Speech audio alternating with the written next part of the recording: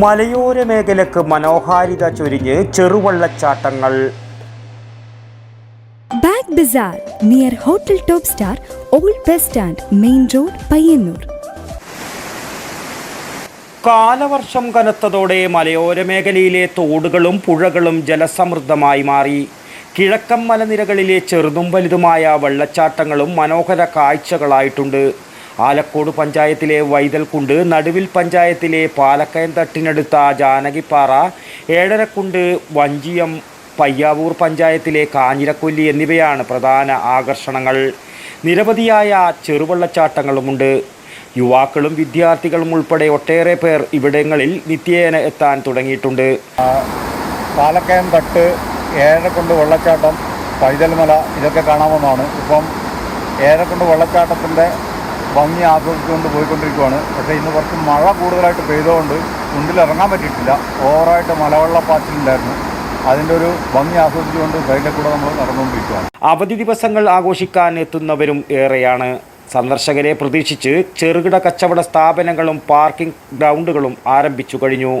ഞാൻ മലപ്പുറം ജില്ലയിലെ കാലിക്കറ്റ് യൂണിവേഴ്സിറ്റിക്ക് അടുത്തുനിന്നാണ് വരുന്നത്. അപ്പോൾ കണ്ണൂർ ജില്ലയിലെ വിവിധ ടൂറിസ്റ്റ് കേന്ദ്രങ്ങൾ സന്ദർശിക്കുന്നതിൻ്റെ ഭാഗമായിട്ട് ഈ പ്രദേശത്ത് വന്നു. ഏഴരക്കുണ്ട് വെള്ളച്ചാട്ടം വളരെ വശ്യമനോഹരമായ ഒരു വെള്ളച്ചാട്ടമാണിത്. ആർക്കും വന്ന് ആസ്വദിക്കാവുന്ന പ്രകൃതി മനോഹാരിത നിറഞ്ഞ തണുത്ത അന്തരീക്ഷത്തിൽ ആരെയും ആകർഷിക്കുന്ന വളരെ നല്ല ഒരു പ്രകൃതി ഒരുക്കിയിരിക്കുന്ന കാഴ്ചയാണ് ഇവിടെ ഉള്ളത്. അനിയന്ത്രിതമായ സഞ്ചാരികളുടെ പ്രവാഹം ഇത്തരം സ്ഥലങ്ങളുടെ പരിസ്ഥിതിക്ക് ദോഷമാകുന്നുമുണ്ട്. പ്ലാസ്റ്റിക്കുകൾ പോലുള്ള അജൈവ വസ്തുക്കൾ ഉപേക്ഷിക്കുന്നത് വലിയ ഭീഷണി തന്നെ. പരിസ്ഥിതി ലോല പ്രദേശങ്ങളിലെ നിർമ്മാണങ്ങൾ ഉരുൾപൊട്ടൽ സാധ്യത വർദ്ധിപ്പിക്കുകയും ചെയ്യുന്നുണ്ട്. കാപ്പിമല വെള്ളച്ചാട്ടത്തിന് സമീപം കഴിഞ്ഞ വർഷക്കാലത്ത് വലിയ ഉരുൾപൊട്ടൽ തന്നെ ഉണ്ടായിരുന്നു. വൈതൽക്കുണ്ടിൽ ഇപ്പോഴും വ്യാപകമായ മരംവെട്ട് നടക്കുകയാണ്. ഏഴരക്കുണ്ട് വെള്ളച്ചാട്ടത്തിൽ വർഷങ്ങൾക്ക് മുമ്പ് 2 വിദ്യാർത്ഥികൾ മുങ്ങി മരിച്ചിരുന്നു. മണക്കടവിനടുത്ത നീലിക്കയത്തിൽ കഴിഞ്ഞ വർഷം ഒരാൾ മുങ്ങി മരിച്ചിരുന്നു. അപകട സാധ്യത ഉണ്ടായിട്ടും ഇവിടെയും മുന്നറിയിപ്പ് ബോർഡുകൾ പോലുമില്ല എന്നത് ദുരന്തത്തെ ക്ഷണിച്ചു വരുത്തുമെന്ന ആശങ്കയുമുണ്ട്. ഇത്തരം കേന്ദ്രങ്ങളിൽ അനധികൃതമായി സ്ഥാപിച്ച പാർക്കിംഗ് സ്ഥലങ്ങളിൽ നിന്ന് വലിയ തുക ഈടാക്കുന്നതായി സഞ്ചാരികൾ പരാതിപ്പെടുന്നുമുണ്ട്.